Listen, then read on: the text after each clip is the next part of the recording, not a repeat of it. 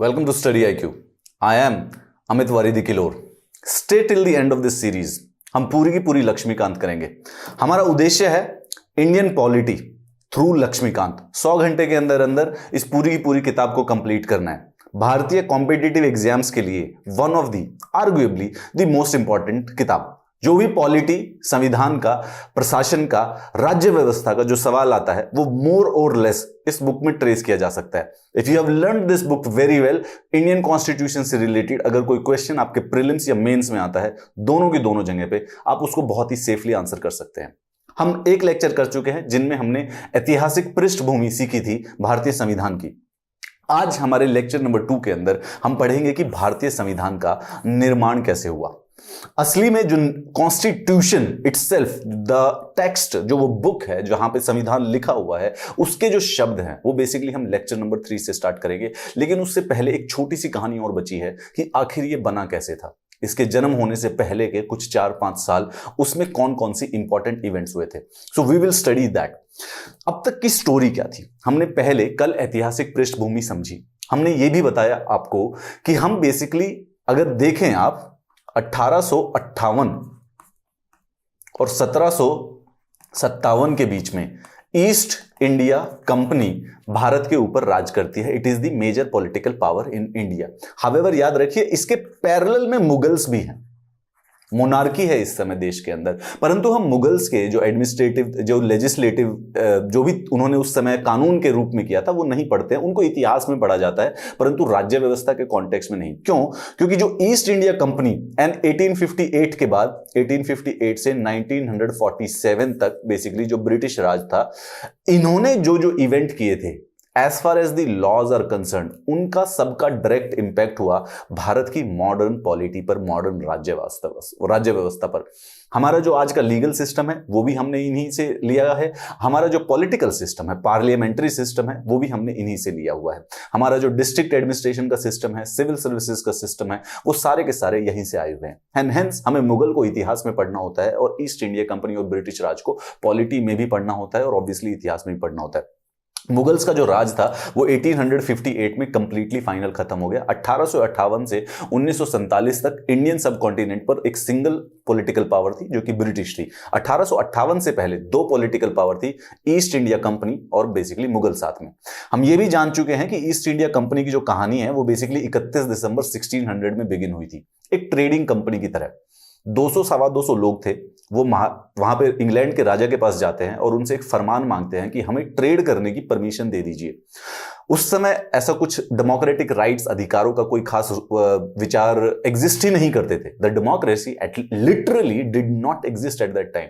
राजा ने कहा कि आप अमीर लोग हैं, आप मुझे रेवेन्यू देते हैं, आप लोगों के पास मोनोपोली है सारी की सारी ट्रेड करने के लिए. ये कंपनी बेसिकली भारत में आई ट्रेड करने के लिए और अगले 150 सालों तक ट्रेड करती रही. मुगल एम्परर्स जो थे उनके साथ बात करती और कहीं पर जहां पर ट्रेड होता है जिस एरिया में, उसकी परमिशन ले लिया करती थी. जैसे सबसे पहले जहांगीर ने सूरत में ट्रेड करने की परमिशन दे दी ईस्ट इंडिया कंपनी को. फिर 1634 में शाहजहां ने भी बेसिकली जो बंगाल वाला एरिया यहां पर ट्रेड करने की दे दी. परंतु धीरे धीरे धीरे एक ट्रेडिंग बॉडी जो कि सिर्फ और सिर्फ व्यापार किया करती थी, धीरे धीरे पॉलिटिकल बॉडी और एक मिलिट्री पावर भी बनती गई. मिलिट्री पावर इसलिए बनती गई क्योंकि मिलिट्री पावर आजकल अलग होती है परंतु उस समय जो ट्रांसपोर्ट नहीं था, कम्युनिकेशन के सिस्टम नहीं थे, तो जो लोग ट्रेड किया करते थे उन्हें अपने साथ में गार्ड्स भी रखने की जरूरत पड़ती थी. यही गार्ड बाद में मॉडर्न मिलिट्री बन जाते हैं, मॉडर्न आर्मी बन जाते हैं. भारत की जो आर्मी है उसका भी जो बेसिकली नींव है, वो मॉडर्न आर्मी की नींव ब्रिटिश रूल के अंदर ही रखी गई थी. बेसिकली वो बंगाल में, मद्रास में और बॉम्बे में अपने मेजर ट्रेडिंग पोस्ट बना लिए उन्होंने 100-150 सालों में. और उस एरिया को प्रोटेक्ट करने के लिए जो लोग ईस्ट इंडिया कंपनी में गार्ड्स का काम करते थे, धीरे धीरे वो एक आर्मी में तब्दील हो गई. और फाइनली इन्हीं तीनों प्रेसिडेंसीज की जो ये गार्ड हुआ करते थे, जो आर्मी हुआ करती थी, फाइनली ये बनती है इंडियन आर्मी. धीरे धीरे 150 साल बीत जाते हैं और आ जाता है 1757 का साल, जब बैटल ऑफ प्लासी होती है. बैटल ऑफ प्लासी एकदम काफी ऐसा इवेंट था जिसने इंडियन सब कॉन्टिनेंट की डेस्टिनी को बदल दिया. उस लड़ाई के बाद 1764 में बैटल ऑफ बुक्सार होती है. उस लड़ाई के द्वारा ईस्ट इंडिया कंपनी, जो 1757 की प्लासी की बैटल थी, उसमें ईस्ट इंडिया कंपनी बंगाल में एक नवाब को लगा देते हैं जो कि उनका एक पपेट होता है. तो वो उससे हर प्रकार के कंसेशन लेते रहते हैं धीरे धीरे धीरे धीरे. उसी के सन इन लॉ को मीर कासिम को 1760 में वापस लगा देते हैं और 1764 तक जब वो थोड़ा ज्यादा चिढ़ने लग जाता है तो 1764 में दोबारा से एक बार उसको हरा दिया जाता है। तो सबसे पहले 1757 में ईस्ट इंडिया कंपनी के एक जनरल हैं क्लाइव, लॉर्ड क्लाइव, उनकी लड़ाई होती है सिराजुद्दौला जो कि नवाब है बेसिकली बंगाल के, वो उनको हरा देते हैं उनके मिलिट्री एंड जनरल को रिश्वत देके। ये मिलिट्री एंड जनरल जो है ये बेसिकली इसका नवाब बन जाता है। इसी मिलिट्री जनरल का जो सन इन लॉ होता है इसको 1760 में नवाब बनाते हैं और 1764 में इसी सन इन लॉ को, मीर कासिम जिसका नाम था, बैटल ऑफ बुक्सार में फिर दोबारा से ईस्ट इंडिया कंपनी हरा देती है। ये जो बैटल ऑफ बुक्सार थी, यहां से ये जो ट्रेडिंग कंपनी थी सिर्फ और सिर्फ व्यापार करने के लिए आई थी, इनको अधिकार मिल जाता है रेवेन्यू कलेक्ट करने का बंगाल, बिहार और ओडिशा का। मुगल एम्परर उस समय शाह आलम हुआ करते थे, उन्होंने ये बोल दिया कि आप यहां से रेवेन्यू कलेक्ट कीजिए और मुझे साल के 60 लाख रुपए दे दिया कीजिए।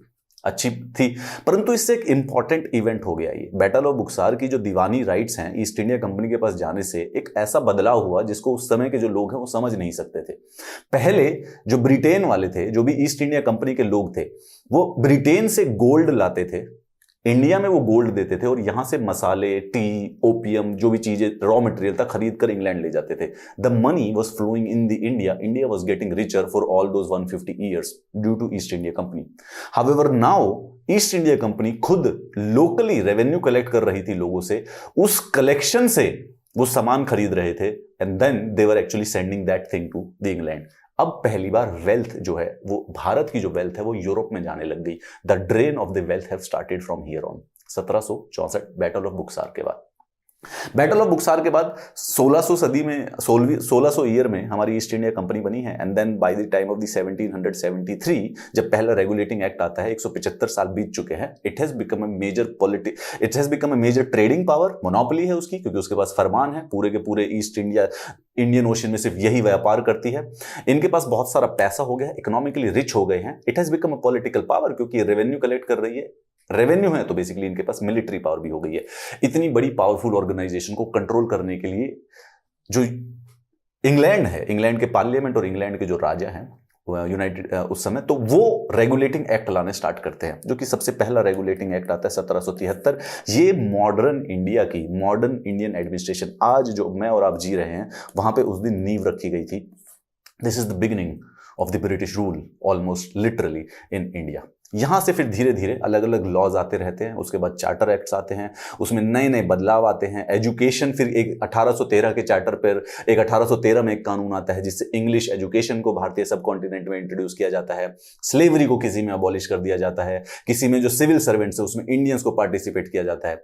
लेकिन ये 100 साल तक जो ईस्ट इंडिया कंपनी का राज चला, इसका फाइनली लास्ट में एंड होता है एक सिपाही विद्रोह के द्वारा। 1857 में सिपाही म्यूटिनी हो जाती है। मंगल पांडे की जो आमिर खान वाली मूवी है एग्जैक्टली वही वाली है, उसको देखेंगे कुछ कुछ समझ में आ जाएगा आपको कि कैसे हुआ था। लेकिन वो विद्रोह बड़ी निर्ममता से कुचल दिया जाता है ब्रिटिशर्स के बाद and then the British crown and the parliament thinks कि अब ईस्ट इंडिया कंपनी को डिसबैंड करके, लिक्विडेट करके डायरेक्ट कंट्रोल ले लेना चाहिए इंडिया का।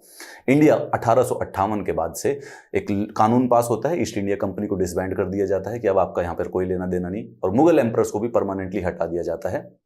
And then British India started ruling. उनको इस बात से यह भी पता चला कि भारतीयों को थोड़ा एसोसिएट करते हैं कानूनों के साथ, ठीक है, और उनके पास फिर अलग से 1861 में, 1891, 92 they keep on bringing some laws, जिससे भारत में जो लेजिस्लेटिव थे, भारत में जो लेजिस्लेशन चल रहा था, जो एडमिनिस्ट्रेशन था, उसमें भारतीयों को किसी प्रकार से ऐड किया जा रहा था, परंतु हमेशा वो एक नॉच नीचे रखा करते थे। इसी डेवलपमेंट में 1885 में कांग्रेस का जन्म होता है। कांग्रेस बेसिकली एक ऐसी बॉडी थी उस समय के इंटेलेक्चुअल्स की, भारतीयों की, जो कि भारतीयों की डिमांड ब्रिटिशर्स के सामने रखना चाहती थी, और उसका पूरे के दिन वही काम था। धीरे धीरे ये ऑर्गेनाइजेशन की जो लीडरशिप है वो महात्मा गांधी के पास चली जाती है, और जो नए लीडर्स हैं नेहरू, सुभाष चंद्र बोस, इन सब के पास चली जाती है, जो कि फाइनली मोर और less after around 60 to 70 years उनको ये लगता है कि भारत को स्वयं अपने आप पूर्ण स्वराज चाहिए, खुद ही राज करेंगे। दिस बिकम्स, लास्ट में जो हम सबसे लास्ट इंपॉर्टेंट ब्रिटिश एक्ट पढ़ते हैं वो गवर्नमेंट ऑफ इंडिया एक्ट 1935 है, और इसके बाद सीधा इंडिया इंडिपेंडेंस एक्ट ऑफ 1947। ठीक है, ये गवर्नमेंट ऑफ इंडिया एक्ट 1935 इसलिए इंपॉर्टेंट है क्योंकि ये भारत का संविधान ऑलमोस्ट यहां से लिया गया है। 60% of Indian constitution is taken from this government of India act of 1935। Indeed, जैसा कि मैंने कल भी बताया था, ब्रिटिश पार्लियामेंट ने आज तक गवर्नमेंट ऑफ इंडिया एक्ट 1935 से बड़ा कोई भी कानून पारित नहीं किया है। This is the reason why Indian Constitution is the longest constitution of a sovereign nation in the world. Nevertheless, अब सवाल ये आता है कि हमें पढ़ना है निर्माण भारत के संविधान का। ये तो कहानी हो गई आज की। अब सवाल ये है कि ये संविधान बनाया कैसे। 1947 में इंडिया इंडिपेंडेंस एक्ट पास करता है ब्रिटिश पार्लियामेंट। उस पार्लियामेंट का जो एक्ट था 18 जून 1947 को पार्लियामेंट रॉयल एसेंट, बेसिकली वहां के जो मोनार्क हैं, साइन कर देते हैं कि 15 अगस्त को भारत आजाद हो जाएगा। The two dominions are born, the power has been assumed by the Indians, birth of India's freedom. ये वो न्यूज़पेपर हैं, ये वो इतिहास हैं जो मैं आपको दिखाना चाहता हूं। This is what happened on that day. ये थे अखबार, हमारे जर्नलिस्ट इस प्रकार से रिपोर्ट कर रहे थे। British rule ends, the constituent assembly takes over. शताब्दियों की दास्ता के बाद भारत में स्वतंत्रता का मंगल प्रभात। 200 साल की बेसिकली गुलामी थी, उसके बाद भारत आजाद हुआ था। बापू की चिर तपस्या सफल, भारत विधान परिषद द्वारा शासन सत्ता ग्रहण, birth of Pakistan and event in history, दोनों की दोनों चीजें। अब अगेन, अभी हम इतिहास में नहीं जाएंगे किस वजह से विभाजन हुआ, किस वजह से विभाजन नहीं हुआ। अब हमारा उद्देश्य है कॉन्स्टिट्यूशन के निर्माण के ऊपर फोकस करना। Why and how the constitution was form. अब बहुत सरलता से बात की जाए तो सिंपल सी बात में मैं बताता हूं, संविधान में ये कॉन्स्टिट्यूशन जो इंडिया है एक कॉन्स्टिट्यूएंट असेंबली के द्वारा बनाया गया है। भाई इंडिया आजाद नहीं था तो कोई पार्लियामेंट तो होता नहीं था, इलेक्शन का कोई सिस्टम नहीं था। तो आजादी से पहले, जब तक अंग्रेज हमें आजादी देना चाहते थे, उससे पहले एक सभा का गठन हुआ। उस सभा के पास ये रिस्पॉन्सिबिलिटी दी गई कि भारत का संविधान बना दीजिए। हावेवर ये जो सभा है ये 1946 में गठित हुई थी, परंतु इसकी डिमांड काफी पहले आना स्टार्ट हो गई थी। आपको अगर इन क्लासेस का पीडीएफ चाहिए तो इस टेलीग्राम चैनल पर मुझे जरूर ज्वाइन कीजिएगा। And to learn more about constitution, hit me on the any social media which you like. सवाल, हम बेसिकली मुद्दे पर काम करते हैं, भारत के संविधान की बात। संविधान की जो बातें हैं वो पहले उठने लग गई थी, बीज पॉलिटिकल डिस्कोर्स में पहले से ही बो दिए गए थे। 1934 में एक कॉन्स्टिट्यूएंट असेंबली कि भारत के खुद संविधान बनाने के लिए एक सभा का गठन होना चाहिए, ये आइडिया एमएन रॉय ने दिया था। The first person to give the idea of the constituent assembly is MN Roy. ये एक कम्युनिस्ट थे, वामपंथी विचारधारा से बिलोंग करते थे। 1935 में इंडियन नेशनल कांग्रेस, क्योंकि वो उस समय की सबसे बड़ी पॉलिटिकल पार्टी थी, उन्होंने भी मान लिया officially, they demanded a constituent assembly to frame the constitution of India. अंग्रेजों से उन्होंने डिमांड कर दी ऑफिशियली कि अब हमें चाहिए ही चाहिए। अब 1938 में नेहरू जी ने भी बोला कि कॉन्स्टिट्यूशन फ्रेम होगा विदाउट आउटसाइड इंटरफेरेंस, उसके अंदर ब्रिटिशर्स का कोई इन्वॉल्वमेंट नहीं होगा, by a constituent assembly elected on the basis of adult franchise. याद रखिए कि भारत का जो संविधान है, जिस कॉन्स्टिट्यूएंट असेंबली ने बनाया, वो अडल्ट फ्रेंचाइज के ऊपर इलेक्ट नहीं थी। ये वाली बात पूरी नहीं हो पाई, बस हाँ संविधान बना है बिल्कुल एक्सटर्नल इंटरफेरेंस के बिना। 1940 ब्रिटिशर्स ने 1940 में ही मान लिया था कि ठीक है, मोर और लेस 1940 के पास ना, जो हमारे उस समय पॉलिटिकल डिस्कोर्स था, उनको पता चल चुका था कि पावर हमें वापस अब मिलने वाली है। उस चीज को ऑगस्ट ऑफर कहा जाता है, जहां पे कॉन्स्टिट्यूशन बनाने की जो डिमांड थी उसको एक्सेप्ट कर लिया गया। बीच में 2-3 और इवेंट हुए। 1942 में सर स्टैफोर्ड क्रिप्स, याद रखिए अब वर्ल्ड वॉर 2 चल रही है, ये 1942 वही वाला समय है, क्विट इंडिया मूवमेंट भी चल रही है। सर स्टैफोर्ड क्रिप्स आते हैं, कैबिनेट के मेंबर थे, इंडिया आते हैं with the proposal of the British government on the framing of an independent constitution to be adopted after the World War II। लेकिन क्रिप्स मिशन फेल हो जाता है क्योंकि मुस्लिम लीग उस बात पर जिद लगा लेते हैं कि हमें तो सेपरेट नेशन चाहिए। 1946 में फाइनली कॉन्स्टिट्यूएंट असेंबली को बनाया जाता है on the basis of the cabinet mission plan. Cabinet mission plan क्या है ये मैं बता देता हूं। इतिहास है बिल्कुल सरल से कि कॉन्स्टिट्यूएंट असेंबली बनने का तरीका क्या है। अब यहां पर 1946 में कैबिनेट मिशन प्लान का मतलब ये वर्ल्ड वॉर 2 बंद हो चुकी है, ठीक है, खत्म हो चुकी है। 3 लोगों को भेजा जाता है भारत में। अभी इस समय ब्रिटिशर्स डिसाइड कर चुके हैं कि we can not hold on to the power in India. अब उनके बस की नहीं है कि भारत को बेसिकली कंट्रोल कर सके वो। मूवमेंट्स जो है वो इतनी ज्यादा वायलेंस में बदलने लग रही हैं, they themselves are weak after the world war 2, so they do not have the capacity. तो वो चाहते हैं ट्रांसफर करना।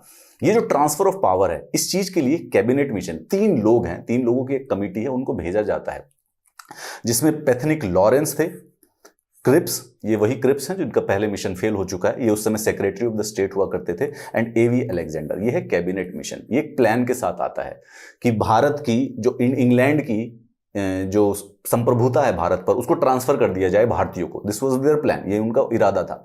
साथ में उस समय भारत के जो वाइसरॉय थे लॉर्ड वेवेल, उन्होंने भी इसमें पार्टिसिपेट किया, बट वो मोर और लेस इन्हीं 3 लोगों का था, इसलिए इसको कैबिनेट मिशन प्लान कहा जाता है। इस कैबिनेट मिशन प्लान ने क्या किया था, इनका प्लान ये था कि भारत को आजादी ट्रांसफर कर देते हैं, और इन्होंने एक सरकार बनाने की कोशिश की, इंटरिम गवर्नमेंट, जिसमें इंटरिम प्रधानमंत्री बना दिया था जवाहरलाल नेहरू को। ठीक है, हावेवर जो मोहम्मद अली जिन्ना थे, मुस्लिम लीग के जो लीडर थे, वो इस बात से खुश नहीं थे, ना ही वो माने, उन्होंने इसमें पार्टिसिपेट भी नहीं किया। इनके प्लान के अकॉर्डिंग जो ये डिमांड चल रही थी पिछले 6-7 सालों से कि एक विधान परिषद सभा बना दो, एक परिषद सभा बना दीजिए जो कि अपना खुद का हम संविधान बना सके, इनके प्लान के अकॉर्डिंग जुलाई से लेके अगस्त तक 1946 में जो उस समय ब्रिटिश प्रोविंसेस थे, उसमें इलेक्शंस करवाकर लोगों को इलेक्ट किया गया, सिलेक्ट किया गया एक असेंबली में, जिसको कॉन्स्टिट्यूएंट असेंबली कहा जाता है। याद रखिए, ये वो लोग हैं जो कि संविधान बनाने वाले हैं। इनको सिलेक्ट करने का क्या प्लान था? इनको सिलेक्ट करने का जो डिसीजन है, जो लिया गया, वो लिया गया है कैबिनेट मिशन के द्वारा कि कैसे इनको सिलेक्ट किया जाएगा। ठीक है, क्या प्लान था इनका?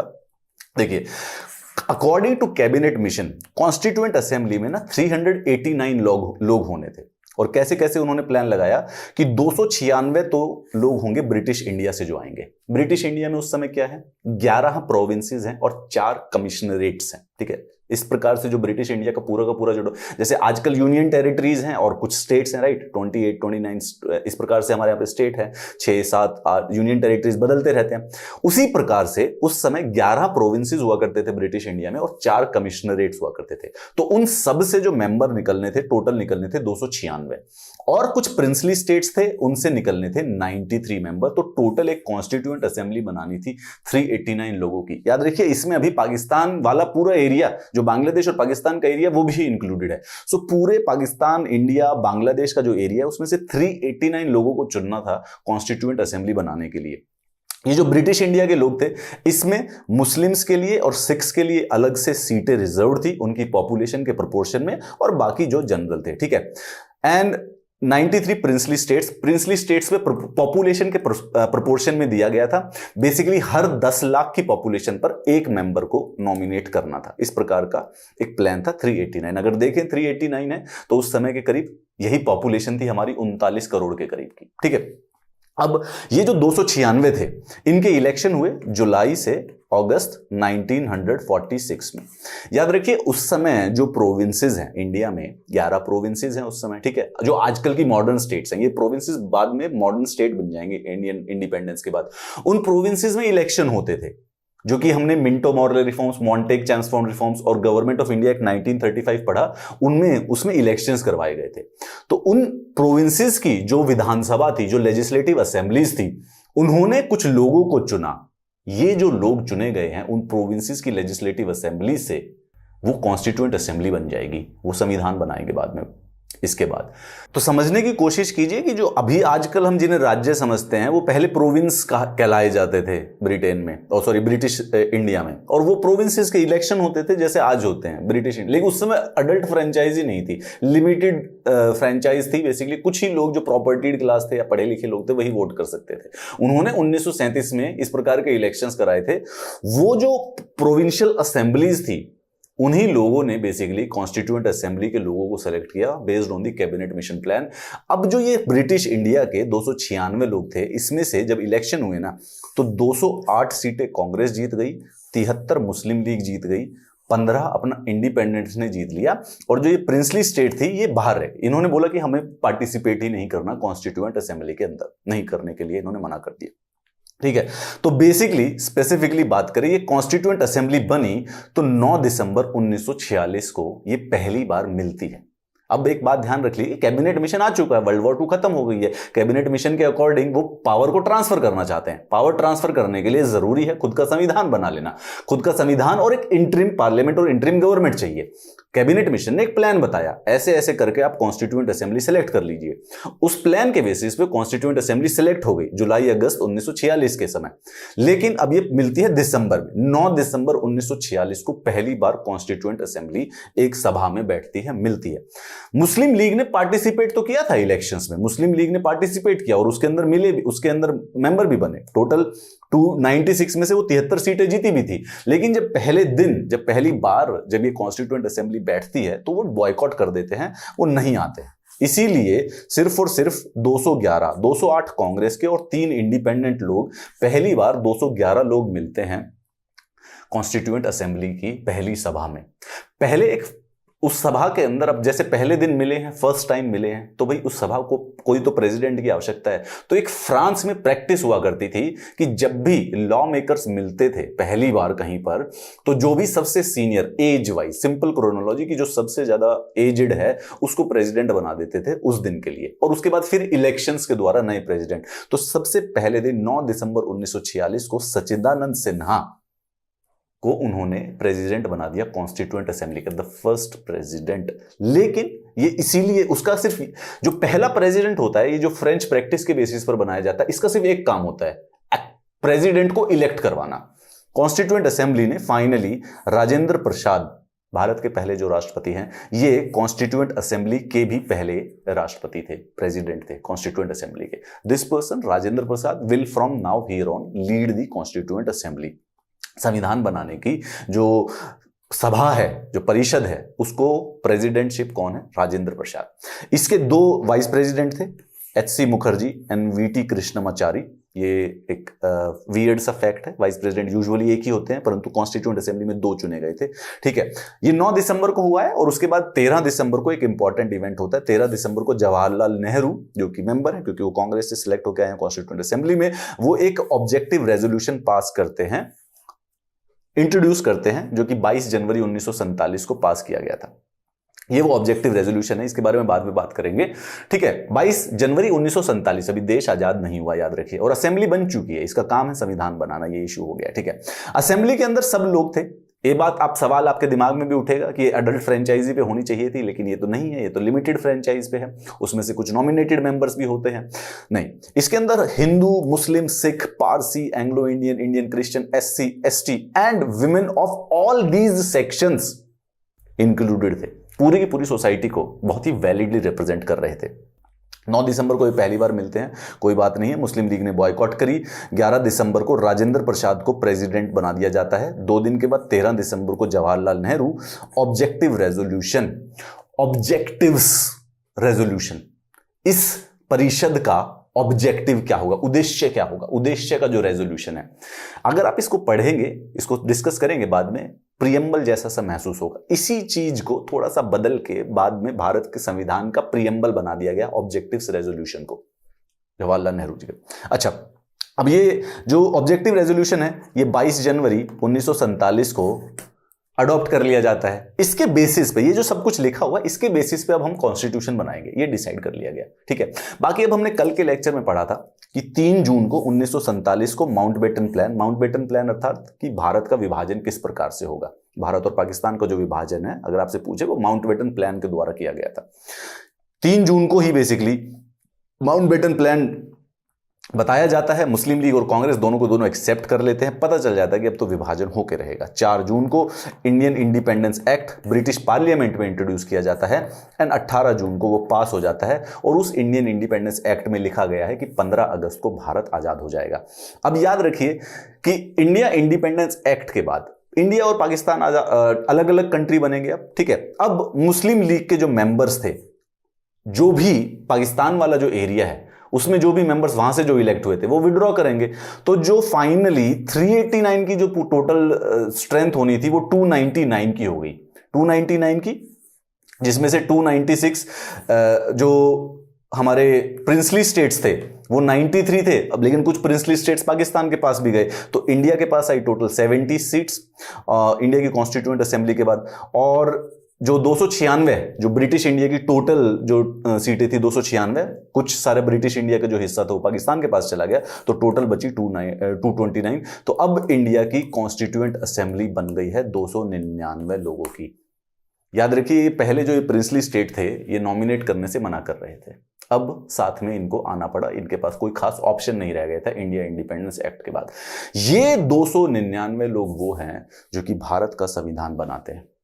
इंडिया इंडिपेंडेंस एक्ट में एक और इंपॉर्टेंट इवेंट होता है, वो इस असेंबली को, कॉन्स्टिट्यूएंट असेंबली को सॉवरेन बॉडी बना देते हैं। ऑटोमेटिकली नहीं बनता ना, ब्रिटिश राज कर रहे हैं, वो ब्रिटिश राज कर रहे थे, उन्होंने उस एक्ट के अंदर ये लिखा कि this constituent assembly will finally be the most powerful sovereign body, किसी और की नहीं सुननी है, सुप्रीम है, ये जो चाहे वो कर सकती है। ये अथॉरिटी इंडिया इंडिपेंडेंस एक्ट के द्वारा दी गई। उसके साथ साथ एक और जरूरी बात थी, it was a legislative body. संविधान बनने में कभी कभी समय लग जाता है, 1 साल 2 साल 3 साल 4 5 6 10 साल भी लग सकते थे। पाकिस्तान ने 1956 में जाके बनाया, तो तब तक कानून तो बेसिकली देश में बनाना ही है, नया कभी जरूरत भी पड़ सकती है। तो इसी कॉन्स्टिट्यूएंट असेंबली को लेजिस्लेटिव बॉडी भी बना दी।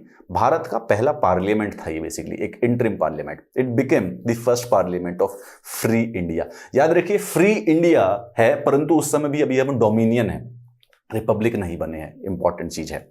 Whenever the assembly met as the constituent body, तो जब संविधान बनाने का काम करती थी उसको चेयर करते थे राजेंद्र प्रसाद, और जब लॉ कानून बनाने का पास लेजिस्लेटिव काम करती थी तो उसके चेयर थे जीवी मावलंकर।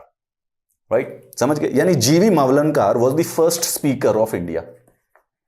अच्छा, ये इलेक्शंस के बाद भी फर्स्ट स्पीकर ऑफ इंडिया कौन होंगे? जीवी मावलंकर। इंटरिम पार्लियामेंट बन चुका है और उसके स्पीकर कौन है? लोकसभा के स्पीकर जीवी मावलंकर। और उसके बाद कॉन्स्टिट्यूएंट असेंबली का एक एक्स्ट्रा काम है, संविधान बनाने का लिमिटेड काम है, राइट, वो परमानेंट काम नहीं है, वो एक बार काम होने के बाद खत्म हो जाएगा। उसके लिए डॉक्टर राजेंद्र प्रसाद। ये 2 फंक्शंस हैं, ये लास्ट तक चलते हैं 26 नवंबर 1949 के। इसके अलावा 2 कामों के अलावा जो हमारी कॉन्स्टिट्यूएंट असेंबली ने 5 और काम किए थे, जो कि आपको याद रहना चाहिए, प्रीलिम्स में काम आ सकते हैं कभी भी। सबसे पहले मई 1949 में इंडिया कॉमनवेल्थ का मेंबर रहेगा, इस चीज को रेटिफाई किया गया। दूसरा, आजादी से पहले ही कॉन्स्टिट्यूएंट असेंबली ने भारत का जो राष्ट्रीय ध्वज होगा वो क्या होगा, वो चुन लिया जुलाई 22 1947 को। 3 जून को Mountbatten plan pass, India independence act 18 जून को पास हो चुका है, तो अब इंडिपेंडेंस हो चुकी है। उसी दिन पता चल गया था कि भारत आजाद हो गया, अब तो हो गया आजाद, पास ही हो गया था, लॉ पास हो चुका था। तो इसीलिए 22 जुलाई को भारत आजादी से पहले ही ध्वज भी अपना चुन लेता है। और 3 काम लास्ट में एक दिन करके जाते हैं, बिल्कुल 24 जनवरी को नेशनल एंथम हमारे देश की क्या होगी, हमारी कॉन्स्टिट्यूएंट असेंबली ने ही चुनी है। नेशनल सॉन्ग हमारे देश का क्या होगा, हमारे कॉन्स्टिट्यूएंट असेंबली ने ही सुनी है, यानी कि जन गण मन नेशनल एंथम है, ये कॉन्स्टिट्यूएंट असेंबली ने 24 जनवरी 1950 रिपब्लिक डे से 2 दिन पहले। और हमारा वंदे मातरम हमारा नेशनल सॉन्ग है, उसी दिन बेसिकली हमारी इस कॉन्स्टिट्यूएंट असेंबली ने चुना। राजेंद्र प्रसाद भारत के प्रेसिडेंट होंगे, ये चीज भी हम उसी दिन चुन के चले गए हैं, जनवरी 24 1950 को। ये कॉन्स्टिट्यूएंट असेंबली का लास्ट दिन था। इस दिन के बाद से कॉन्स्टिट्यूएंट असेंबली का जो ये फंक्शन है ना कि संविधान बनाना, ये खत्म हो गया। It continues at the legislative body, legislative body की तरह कंटिन्यू करती है अभी, क्योंकि अभी तक इलेक्शंस नहीं हुए, नया पार्लियामेंट नहीं बना है, तो काम पूरा खत्म नहीं हुआ है। बट संविधान बनाने का काम ये कंप्लीटली खत्म हो जाता है 24 जनवरी 1950 के बाद। It never meets ever again as a constituent assembly, it meet as a legislative body till the time मई 1952 में जब फाइनल इलेक्शंस का रिजल्ट आता है। जनवरी 24 1950 से लेके 9 दिसंबर 1946 ये समय था उस कॉन्स्टिट्यूएंट असेंबली की टोटल लाइफ का। These people made Indian constitution. इसके अंदर ना अलग अलग कमेटी बनाई गई थी। इस कॉन्स्टिट्यूएंट असेंबली में हर एक काम के लिए अलग अलग कमेटी थी। Drafting committee BR Ambedkar, steering committee Rajendra Prasad, union powers committee Jawaharlal Nehru, union constitution committee Jawaharlal Nehru, इनके चेयरमैन है। कमेटी थी, कई सारे लोग हुआ करते थे। Provincial constitution committee Sardar Patel. ठीक है, अब ये जो बातें हैं ये सिर्फ याद करने वाली हैं, लेकिन आप इसमें सबसे इंपॉर्टेंट जो कमेटी है उसके ऊपर फोकस कीजिए। The most important here is drafting committee BR Ambedkar. Draft बनाना था संविधान का, उसका चेयरमैनशिप था BR अम्बेडकर के पास। इसीलिए आप हमेशा संविधान के साथ BR अम्बेडकर का नाम सुनते हैं। बाकी लोग अपने और काम कर रहे थे दूसरे के दूसरे। असली में जो संविधान बनाना था उसका काम दिया गया था डॉक्टर बी आर अंबेडकर को। और इस कमेटी के अंदर 7 मेंबर थे, गोपाला स्वामी Iyengar, Aladi Krishna Swami Ayyar, K M Munshi, Syed Mohammad Saadulla, N Madhorao. He replaced B L Mittal who resign due to ill health. तो बी एल मित्तल पहले ज्वाइन जब किए थे, जब बनी थी उस समय थे। T T Krishnamachari he replaced D P Khaitan who died in 1948। तो टोटल 7 मेंबर थे, बीच में एक ने रिजाइन कर दिया था, एक की मृत्यु हो गई थी, तो उन लोगों को रिप्लेस कर दिया गया था। अगस्त 29, भारत की आज़ादी के 2 हफ्ते के बाद, 14 दिन के बाद ही एग्जैक्टली एक कमेटी बनाई गई और इनको काम दे दिया गया कि आप संविधान बनाइए। इसमें एक और इंपॉर्टेंट नाम हमेशा याद रखिएगा, बी एन राव। ये इंडिया के कॉन्स्टिट्यूएंट असेंबली के कॉन्स्टिट्यूशनल एडवाइजर हैं, लीगल एडवाइजर थे। He was the actual practical man responsible for drafting the Indian constitution. और उसके बाद वो जाके डॉक्टर बी आर अम्बेडकर के पास लाते था, and then they finally prepared it. Process देखिए बड़ा इंटरेस्टिंग था संविधान बनने का। नवंबर 4, 1948 को, 1950 में पास होता है, याद रखिए, ठीक है। अभी एक साल, 1949 में कॉन्स्टिट्यूशन बनकर तैयार हुआ है 26 नवंबर को, एक साल पहले ही, नवंबर 4, 1948 को। तो हमारा काम स्टार्ट होता है 29 अगस्त को 1947 में। एक साल के अंदर अंदर, 1 साल 2 महीने के अंदर अंदर बी आर अम्बेडकर की ड्राफ्टिंग कमेटी इंडियन कॉन्स्टिट्यूशन का पहला ड्राफ्ट बनाकर अपनी कॉन्स्टिट्यूएंट असेंबली के पास सामने रख देती है कि भाई ये बनाया है, आप इसको चेक कर लीजिए। फर्स्ट रीडिंग होती है, सबके सब नॉर्मल रीड कर लेते हैं, 4 से 5 दिन तक वो रीडिंग चलती है, 9 नवंबर को खत्म हो जाती है। फिर उसके बाद 15 नवंबर 1948 को अब होती है दूसरी रीडिंग स्टार्ट। डिटेल, हर एक लाइन, क्लॉज बाय क्लॉज सब कुछ पढ़ा जाएगा, डिस्कशन होगी, कुछ पसंद नहीं आया उस पर डिबेट होगा, अमेंडमेंट की जाएगी, ये क्यों इंट्रोड्यूस किया है, प्रियम्बल में गॉड का नाम रख लेना चाहिए, in the name of the God क्यों नहीं रखना चाहिए, क्यों in the name of God रखना चाहिए। हर बात पर छोटी छोटी बातों को डिबेट किया। ये जो डिबेट थे 15 नवंबर 1948 से पूरे 1 साल, अप्रोक्सीमेटली 11 महीने का समय, एग्जैक्ट 11 महीने तक दूसरी रीडिंग कहते हैं उसको इंडियन कॉन्स्टिट्यूशन की, ड्राफ्ट की, and they keep on studying this. हर एक बात पर डिस्कशन हुआ। 17 अक्टूबर 1949 के बाद फाइनली सारे डिबेट डिस्कशन, हर क्लॉज पे डिबेट और डिस्कशन इस संविधान सभा ने पूरा का पूरा कंप्लीट कर लिया था। And the third reading starts on the 14th नवंबर 1949। जवाहरलाल नेहरू जी का बर्थडे भी था उस दिन। ये थर्ड रीडिंग थी, डिस्कशन बेसिकली बन चुका था, ये एक फॉर्मेलिटी थी, या अभी इसमें कोई बदलाव होने की कोई संभावना नहीं थी और कोई बदलाव हुआ भी नहीं। फाइनली ये जो इस फॉर्म में जो था, ये 26 नवंबर 1949 को पास कर दिया गया। कॉन्स्टिट्यूएंट असेंबली जिसमें 299 लोग थे, जब उस दिन पास हुआ उस समय 284 लोग उस दिन हमारे पार्लियामेंट के अंदर प्रेजेंट थे।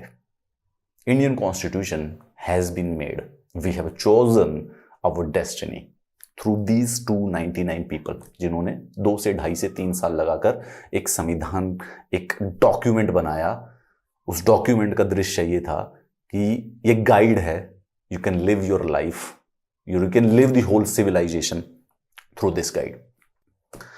कॉन्स्टिट्यूशन जिस दिन बना उस दिन 26 नवंबर 1949 को फाइनली अडॉप्ट हो गया। उसके बाद उसमें कोई बदलाव नहीं किया गया।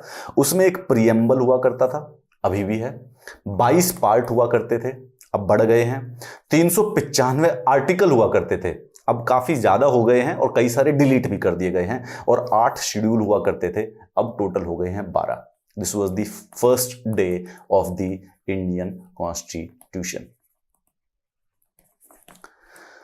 26 नवंबर को 49 को बन गया था, लेकिन उन्होंने ये निर्णय लिया कि यार हम इसके लिए एक स्पेशल डेट चुनते हैं, तो उन्होंने चुना 26 जनवरी 1950। 26 जनवरी को इसको फाइनली अडॉप्ट, इनेक्ट करना स्टार्ट करते हैं। उसकी स्पेशल सिग्निफिकेंस थी, पहली बार कांग्रेस ने लाहौर अपना जो सेशन था उसके अंदर पूर्ण स्वराज की मांग की थी 1930 में, 26 जनवरी 1950 को। इंडीड कई बार देश में बीच में वो इंडिपेंडेंस डे की तरह मनाया भी जाता था। तो due to that important significance of the day, constitution बन के बैठा नवंबर में 1949 में बन चुका है, हमारा रेडी है। इंडीड प्रियम्बल जो है उसमें लिखा भी हुआ है, ओरिजिनल कॉन्स्टिट्यूशन का जब आप प्रियम्बल उठाएंगे उसमें 26 नवंबर 1949 ही लिखा हुआ है। However they waited 2 months to pass it.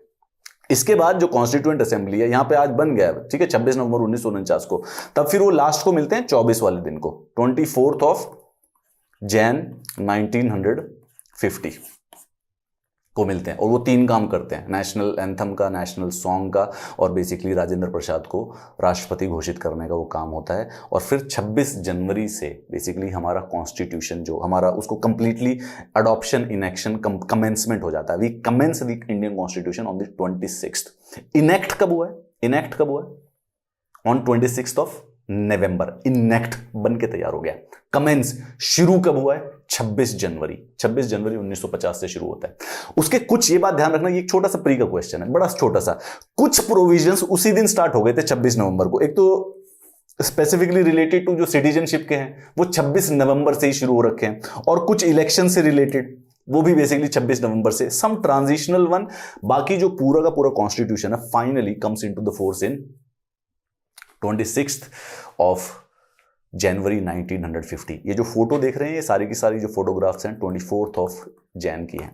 24 जनवरी को लास्ट कॉन्स्टिट्यूएंट असेंबली मिली है, संविधान पर वो कॉन्स्टिट्यूएंट असेंबली अपने साइन कर रहे हैं। पहचानिए, इतिहास का एक स्लाइस आपको दिखा रहा हूं, कई बार हमें मिस हो जाता है, किताबों में ही देखने को मिलता है, आजकल यूट्यूब पे भी देख सकते हैं। Look at it, who are these people who are signing the actual copy of the constitution created for the first time. They are literally sowing the seed of a civilization. It was such a momentous moment कि उनको पता भी नहीं था what it will flower into. It actually ended up flowering into the world's biggest, largest, arguably greatest democracy ever.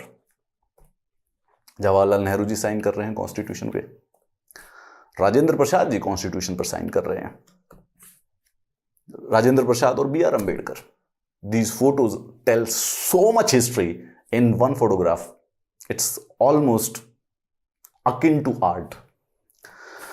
New constitution has been adopted. ये photo नवंबर की है क्योंकि 26 जनवरी को ही हमने 26 नवंबर को ही अडॉप्ट कर लिया है, ठीक है। लेकिन कमेंस कब होगा? अडॉप्शन का जब वर्ड यूज आए तो हम 26 नवंबर बोलते हैं, लेकिन कमेंस कब हुआ है? 26 जनवरी को। Rajendra Prasad India first president, ये 25 जनवरी का अखबार है। India has been proclaimed sovereign democratic republic. This is a newspaper of January 26th. Madras turns into city of lights. Rajendra Prasad sworn in as president. Proclamation read out by retiring governor general and a lot of things. Thanga Basam tobacco की भी add है and रूप toilet soap की भी add Indian express ने उस समय दे दी थी। मद्रास से पब्लिश हुआ था ये। This is history. Will be remembered for at least for few millennia from here on. Summarize को रिवाइज कर लें। 6 दिसंबर 1946 को फॉर्मेशन ऑफ कॉन्स्टिट्यूएंट असेंबली बना दी गई है। 9 दिसंबर को पहली बार मिलते हैं।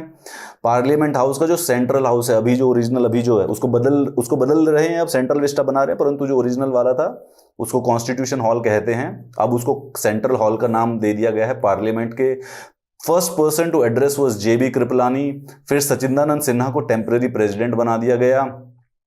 मुस्लिम लीग ने इसको बॉयकॉट कर दिया था क्योंकि तब तक अभी 1947 में इंडियन इंडिपेंडेंस एक्ट पास नहीं हुआ है। 11 दिसंबर को राजेंद्र प्रसाद जी को प्रेसिडेंट बना दिया जाता है, HC मुखर्जी को vice chairman and BN Rao is taken as a constitutional legal adviser. ठीक है, पार्टीशन के बाद 389 से 299 हो जाते हैं। 13 दिसंबर को ऑब्जेक्टिव रेजोल्यूशन पास होता है, 22 जनवरी को अडॉप्ट कर लिया जाता है। इसी ऑब्जेक्टिव रेजोल्यूशन को बाद में हम प्रीएम्बल बना देंगे। आज़ादी हो चुकी है क्योंकि हमारा इंडिपेंडेंस एक्ट जो है वो 18 जून 1947 को पास कर दिया है पार्लियामेंट ने। रॉयल एसेंट मिल गया है, मोनार्क ने साइन भी कर दिए हैं। नेशनल फ्लैग को अडॉप्ट कर लिया है। अब हमें पता है कि अगस्त में आज़ादी आ रही है। फाइनली 15 अगस्त को India splits into the dominion of India and dominion of Pakistan. 2 हफ्ते के बाद अब हम अपना काम शुरू करते हैं संविधान बनाने का, और 29 अगस्त 1947 को BR अम्बेडकर को चेयरमैनशिप दी जाती है ड्राफ्टिंग कमेटी की। कृपया करके हमारे देश के लिए संविधान बनाइए, विद दी BN राव जो कि कॉन्स्टिट्यूशनल एडवाइजर थे। 26 नवंबर 1949 को the constitution of India was passed and adopted by the assembly and commenced on the 26th of January 1950। 24 जनवरी 1950 को ये हमारा जो संविधान की सभा है ये आखिरी बार मिलती है। 395 आर्टिकल, 8 शेड्यूल, 22 पार्ट एंड एक प्रीएम्बल। ये हमारा उस दिन पहला दिन था जिस दिन हमारा संविधान बना। फिर हमने इसके अंदर अमेंडमेंट भी किए हैं बड़े सारे से। कॉन्स्टिट्यूशन केम इनटू फोर्स, 2 साल लगे, 11 महीने 18 दिन, अप्रोक्सीमेटली 3 साल, at a total expenditure of 6.4 million. 64 lakh रुपए में भारत का संविधान बनाया गया है। 64 lakhs it takes to write the destiny of the 1/6 of humanity.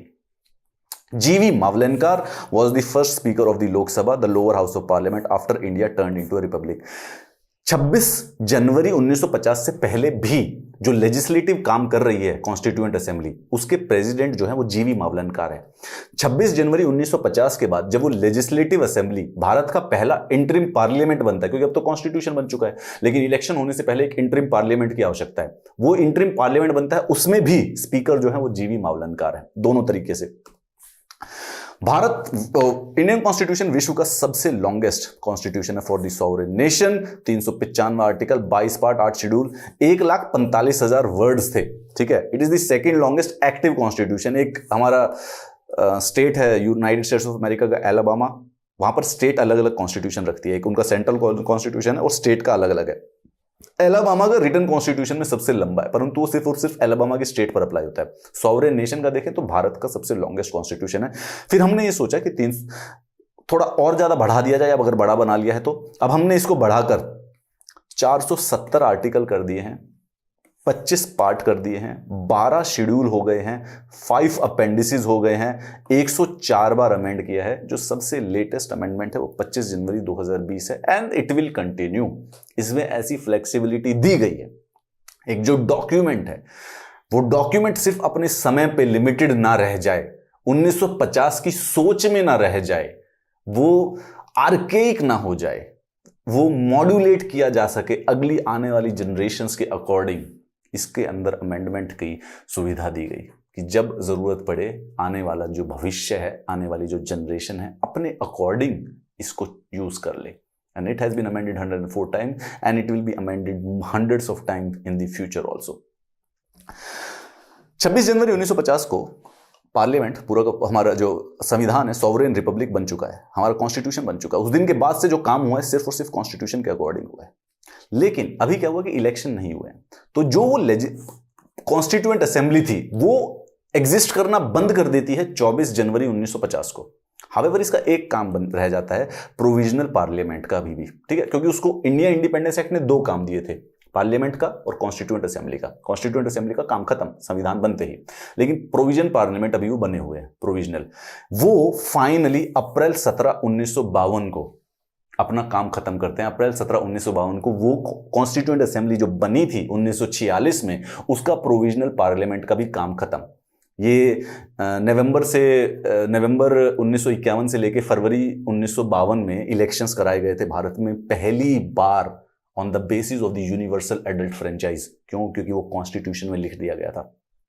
उन इलेक्शंस का जो रिजल्ट था, फाइनली मई 2052 में भारत, स्वतंत्र भारत का पहला लोगों के द्वारा चुना गया संसद और पार्लियामेंट स्टार्ट करता है। From there on we start a new civilization. कोई गुलामी नहीं, कोई मोनार्की नहीं, on the basis of the constitution, where constitution is the supreme law of this land. India की जो ये धरती है, कॉन्स्टिट्यूशन इसका सबसे बड़ी और ग्रेटेस्ट अचीवमेंट एवर है। आप जिस मॉडर्न सिविलाइजेशन में रह रहे हैं, Indian constitution is a document which is and shall be considered for coming centuries the greatest achievement of this civilization. उन लोगों ने जो सोचा था, जो समझा था, उन्होंने एक ऐसा बनाया है कि वो आज 150 करोड़ भारतीयों का भविष्य डिसाइड करता है, डेस्टिनी डिसाइड करता है, हम किस प्रकार से रहेंगे और हमारे कौन कौन से अधिकार होंगे। That was decided by that 299 people of the Constituent Assembly. It has stood the test of last 70 years. So they were more or less right, considering कि इस समय भारत विश्व की सबसे बड़ी डेमोक्रेसी, लार्जेस्ट डेमोक्रेसी माना जाता है। We live under the light of that amazing vision. ये थी हमारी कहानी कॉन्स्टिट्यूएंट असेंबली की। कैसे बनी constituent assembly? We will now, from tomorrow onwards, will actually begin constitution को पढ़ना स्टार्ट करते हैं जो इन्होंने बनाया है। Clause two clause, point two point, chapter two chapter follow हम करेंगे। हमारी जो किताब है लक्ष्मीकांत, उसके बेसिस पे, उसी से बेसिकली आप सब एक्चुअली में एक ही किताब फॉलो करोगे। किताब आप कोई भी पढ़ लीजिए, चीजें सेम रहेंगी। कॉन्स्टिट्यूशन है, संविधान बदलता नहीं है, सिर्फ अमेंडमेंट्स आती हैं उसके अंदर। जो बेसिक चीजें हैं वो मोर और लेस सेम ही चीजें हैं, ठीक है, उसमें कोई बात, कोई भी किताब आप यूज कर सकते हैं। यही हमारा उद्देश्य रहेगा। Tomorrow will start with the preamble सबसे पहले, क्योंकि कॉन्स्टिट्यूशन का जो पहला पन्ना है वो प्रीएम्बल ही है, सबसे आगे वही लगा हुआ है। तो एक बार उसके बारे में पढ़ेंगे, और कॉन्स्टिट्यूशन के आर्टिकल 1 से पहुंचने से पहले एक बार कॉन्स्टिट्यूशन की समरी पढ़ लेते हैं, थोड़ा समझने के लिए कि आखिर संविधान होता क्या है, what are the features of this. वो हम एक्चुअली में कल से स्टार्ट करेंगे। We will be trying to make sure to complete whole Lakshmikant, whole Indian polity in 100 hours. Stay with me till the end. You will benefit out of it. In case you need the PDF of this class, this is the Telegram channel. In case you need to connect with me, this is the social media account where you can hit me. और अगर आपको ये video अच्छी लगे, so इस YouTube video के नीचे comments करके जरूर बताइएगा। I will see you in the next class, lecture number 3, Indian Polity series of Study IQ. Have a nice day.